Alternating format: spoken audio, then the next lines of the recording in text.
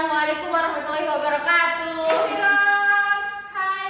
Assalamualaikum warahmatullahi wabarakatuh. Assalamualaikum warahmatullahi wabarakatuh, anak-anak. Waalaikumsalam warahmatullahi wabarakatuh. Alhamdulillah, kita kembali lagi bertemu pada hari ini. Alhamdulillah kita dipertemukan di pagi yang cerah ini ya. Baik anak, sebelum kita memulai pembelajaran hari ini, Ibu mau menanyakan kabar kalian. Bagaimana kondisi kalian hari ini? Baik. Apakah kalian siap untuk mengikuti pembelajaran hari ini? Siap. Sebelum kita memulai pembelajaran, alangkah lebih baiknya kita berdoa. Silahkan Rizky Azimatul Wa'dah pimpin doanya. Saya Nada Musawiyan. Bismillahirrahmanirrahim. Allahumma inna nas'aluka bika an tusalliya wa tusallim ala sayyidina Muhammadin wa ala sairil anbiya'i wal mursalin wa ala alihim wa sahbihim ajma'in wa an tu'ammirana nahdlatal watani wa nahdlatal banati bi furu'ihina ila yaumiddin wa an tansurana wa taftah alaina wa tarzuqana wa tahfazana wa taghfir lana wa li jami'il muslimin ya Allah ya Hayyu ya Qayyum la ilaha illa anta. Oke, sebelum kita ke materi pokok, nah Ibu mau tanya sama kalian nih, apakah kalian pernah menonton ataupun mendengar tentang kasus pembunuhan? Kasus pembunuhan yang seperti apa yang pernah kalian dengar ataupun lihat ataupun tonton?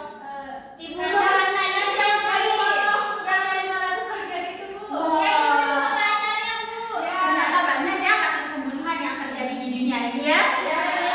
Oke, kasus pembunuhan ini sering terjadi. Nah, kenapa ya kasus pembunuhan ini sering terjadi? Kalau boleh tahu alasannya kalian dengar, pernah kalian lihat ataupun tonton, apa yang paling sering terjadi? Ya, mencuri. Oh ya, benar, faktor ekonomi sangat mempengaruhi ya terjadinya pembunuhan. Oke, materi kali ini adalah pembunuhan dan hikmahnya. Kan kalian sudah tahu sering terjadi pembunuhan.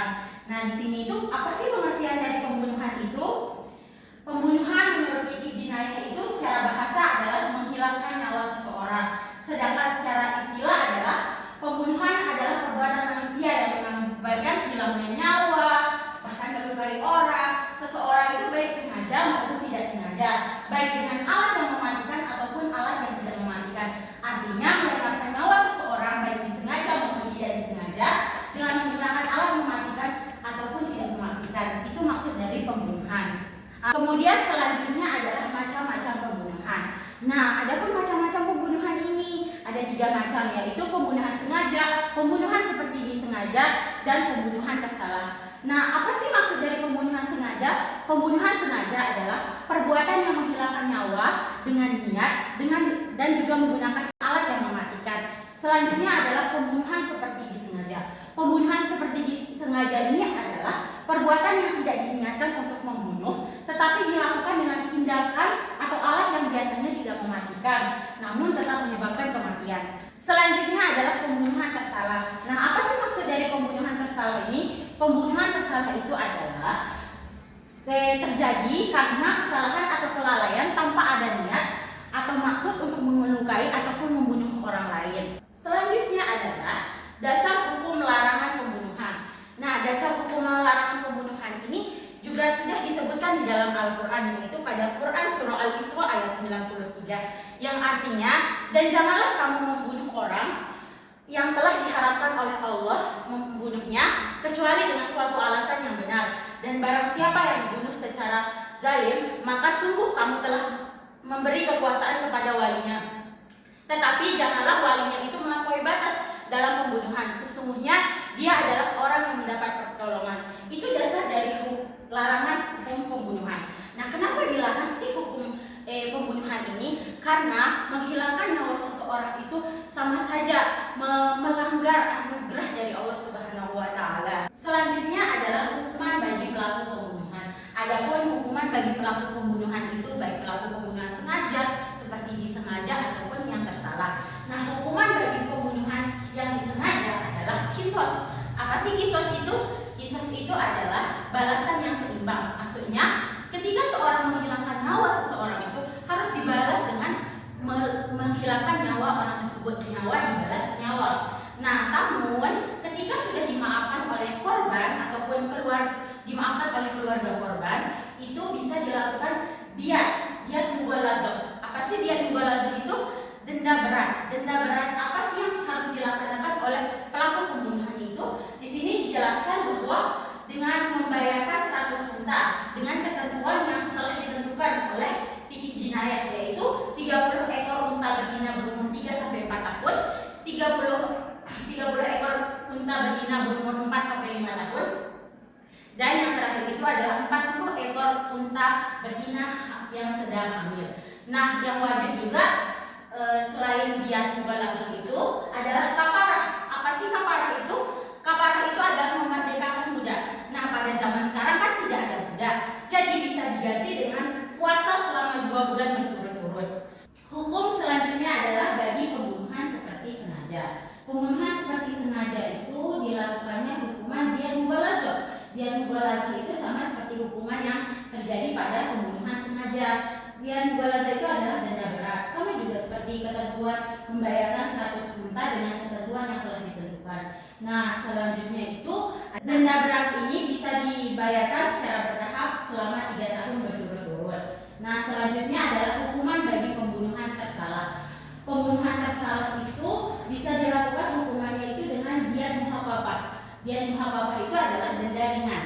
Apa sih ketentuan dari diat muhafafah ini? Adalah membayarkan 100 unta dengan ketentuan 20 ekor unta betina umur 3 sampai 4 tahun, 20 ekor unta betina umur 4 sampai 5 tahun, 20 ekor unta betina umur lebih dari 1 tahun, 20 ekor unta betina umur lebih dari 2 tahun, dan 20 ekor unta jantan umur lebih dari 2 tahun. Ini adalah hukumannya adalah kafarah. Kafarah itu adalah untuk memerdekakan budak. Nah, budak pada zaman sekarang kan tidak ada, jadi bisa diganti dengan berpuasa 2 bulan berturut-turut. Nah, sebelum kita lanjut ke materi selanjutnya, ada yang mau ditanyakan? Saya Bu, Ya, silakan.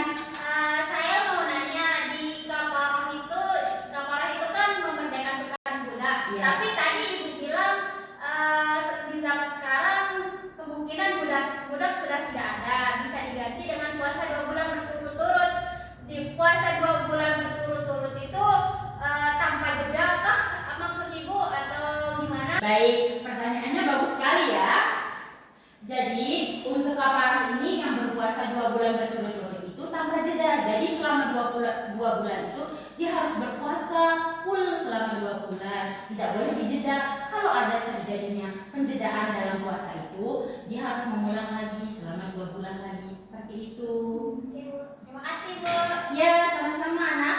Yang bertanya selanjutnya adalah hikmah larangan membunuh. Nah, ada pun hikmah dari larangan membunuh ini. Larangan membunuh ini dilakukan untuk memelihara keselamatan dan jiwa manusia, sebagaimana juga dijelaskan dalam sabda Rasulullah SAW tentang penerapan hukum pembunuhan, yaitu artinya pembunuhan sengaja hukumannya adalah kisos, kecuali jika wali korban memaafkan. Hadis riwayat Abu Dawud. Nah, hikmah dari larangan pembunuhan itu adalah yang pertama itu menjaga kehormatan dan keselamatan jiwa.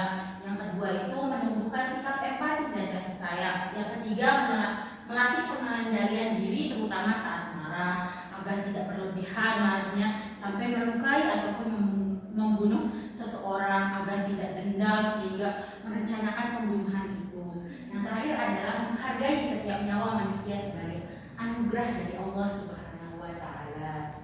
Nah, karena sudah Ibu jelaskan semua materinya, Ibu mau bertanya nih sama kalian, apakah kalian sudah paham dengan materi yang Ibu jelaskan atau belum? Nah, pertanyaan Ibu itu adalah apa pembunuhan secara bahasa? Saya Bu. Oke, Nila silahkan. Kehilangan nyawa seseorang Bu. Oh, bagus. Nah, selanjutnya satu pertanyaan lagi ya. Pertanyaannya itu, apa sih perbedaan pembunuhan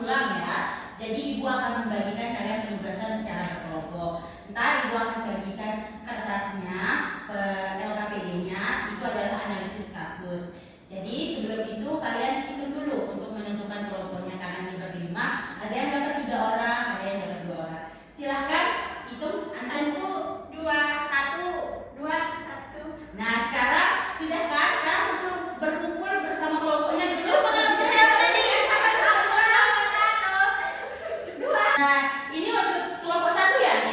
Ini ya. Saya Kelompok 2 ya, tolong ya. Jadi harus dikerjakan ya di rumah. nanti kerja saya ya, kerja saya. Oke. Ibu sudah bagikan ya LKPD-nya secara berkelompok. Jadi jangan lupa dikerjakan di rumah secara berkelompok. Nah minggu depan akan dipresentasikan ya di depan oleh masing-masing kelompok. Ya Bu. Oke, kalian harus semangat ya setiap hari. Iya Bu. Terima kasih Ibu. Ya, sama-sama nak. Jadi kesimpulan dari materi pembunuhan dan hikmahnya adalah kita tidak boleh membunuh ya. Jadi larangan pembunuhan itu dilakukan adalah untuk menjaga keselamatan dan jiwa manusia, agar kita menghargai bahwa nyawa itu sangat berharga dan itu ciptaan dari Allah Subhanahu wa taala.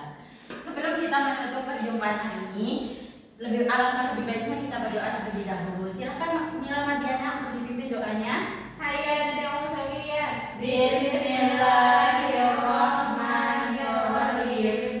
Rabbana atina fid dunya hasanatan wa fil akhirati hasanatan wa qina azabannar. Amin ya rabbal alamin. Marilah kita sama-sama mengucapkan alhamdulillah.